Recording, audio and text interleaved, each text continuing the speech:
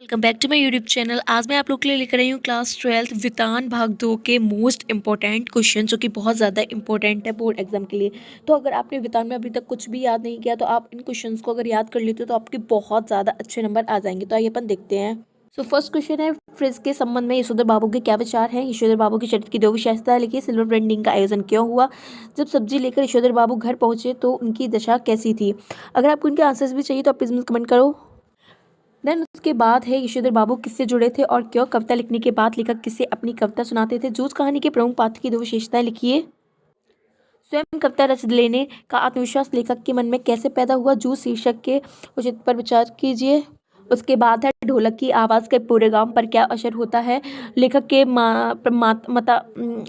के मता से दास्ता की व्यापक परिभाषा क्या है। मोस्ट इंपोर्टेंट है, लेखक ने शीरीष को कालजी अवधूत की तरह क्यों माना है। मनुष्य की क्षमता किन तीन बातों पर निर्भर करती है और कैसे। उसके बाद है लुट्टन पहलवान ने ऐसा क्यों कहा होगा कि मेरा गुरु कोई पहलवान नहीं, यही ढोल है। बाबा साहेब भीमराव अंबेडकर के मत से दास्तां की व्यापक परिभाषा क्या है। लगान न चुकाने पर जमींदार ने भक्तिन को क्या सजा दी। परचेजिंग पावर से लेखक का क्या आशय है।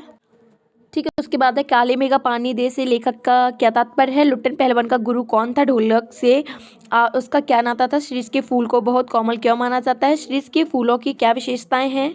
उसके बाद है कोमल और कठोर दोनों भाव किस प्रकार गांधी जी के व्यक्तित्व की विशेषता बन गए। अशोक वृक्ष की दो विशेषताएं लिखिए। न्याय का तकाजा क्या है। पानी दे गुड़दानी दे से लेखक का क्या कहना चाहते हैं। उसका डॉक्टर अंबेडकर की दृष्टि से समता से क्या आशय है। लुट्टन, ये वाला तो मैंने आपको बता दिया था, ठीक है, ये डबल हो गया है। लुट्टन का बचपन कैसा था।